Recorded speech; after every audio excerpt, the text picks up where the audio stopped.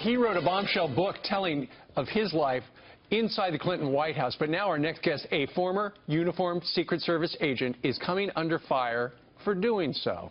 And now he's filing a lawsuit suggesting collusion between the Clinton campaign and those who have criticized him. Former Secret Service officer and the author of the book Crisis of Character. We have had him on the show to talk about that book. His name is Gary Byrne, and he joins us again. Hey, Gary, good to see you.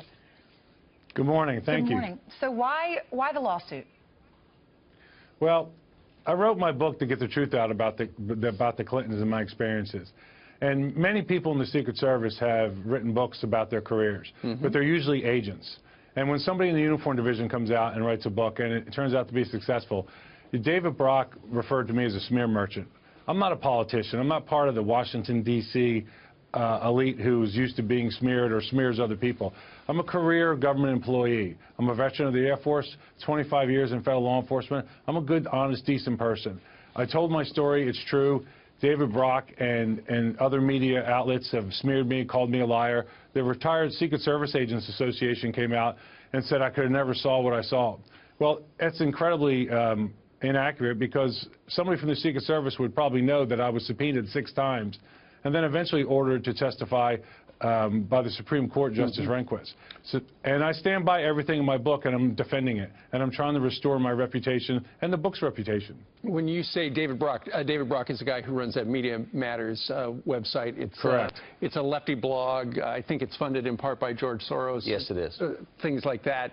It has been trying to bail out the Clintons for years and years and years. So it's interesting. They suggest that you didn't have access to the Clintons, and we just put up a whole bunch of pictures where you're standing right next to them. Yes, yes, that's exactly right. And in some cases, I would say, you know, I don't know David Brock, but I would say he was spilling out anything he could to make me look bad, to try to. Here's the thing. Everybody knows that Hillary Clinton can't run on her record. So anybody that comes out and says anything truthful about him, they have to hammer him.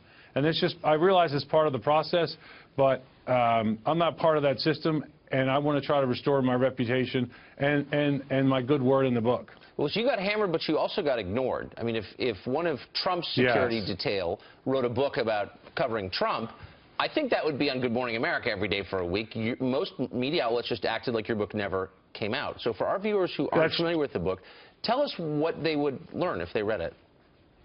So you're looking at the first employee in the history of the Secret Service who ever had to be compelled to testify against a sitting president in a criminal law case. I was subpoenaed 6 times in the Monica Lewinsky case. And you're right, Tucker. If this book, if what I saw was about a Republican, they'd be carving my face in the side of Mount Rushmore.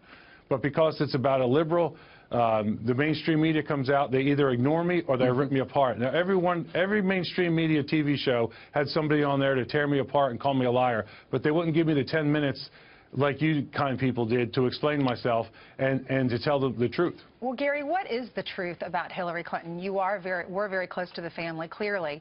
What do the voters need to know about her? What they need to know is that she's cold, she's distant, she's angry. The real Hillary Clinton is the woman you saw during the Benghazi hearings that yelled, what difference does it make at this point? The real Hillary Clinton is the person who refused to pick up the phone and let a handful of men and women fight for 13 hours with a couple $100,000 worth of small arms, when there were hundreds of millions of dollars of equipment and men and women around ready to rescue them, and she didn't make the call. That's the real Hillary Clinton.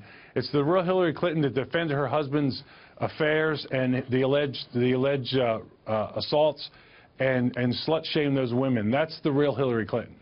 And, of course, in the WikiLeaks dumps, we've learned over something like 30,000 different emails that apparently there are a number of FBI agents who felt like she's the last person they wanted to work for as well. And one thing about Gary's book, Crisis of Character, we've heard rumors about it for years, but it does start with a story about a vase in the private residence. Somehow, after there was a melee of sorts up there, wound up broken, and it seems like somebody probably threw that at the former president, right, Gary?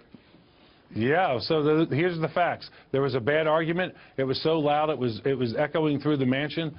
At one point there was a crashing sound. When it was investigated, there was a broken vase found. I saw the broken vase the next morning in the curator's office.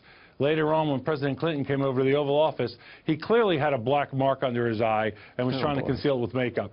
So I don't know how he got the black eye. I don't know how the vase got broken, but those are the facts. Black eye, bad argument, broken vase. Okay, you connect the dots. It's quite a portrait of someone who claims to love humanity but doesn't like people very much. That's what it looks like to me. No, she does not. All right, the book is called Crisis of Character. Gary, thank you very much. Thank you, Gary. Thank you. It was a pleasure being with you. Thanks.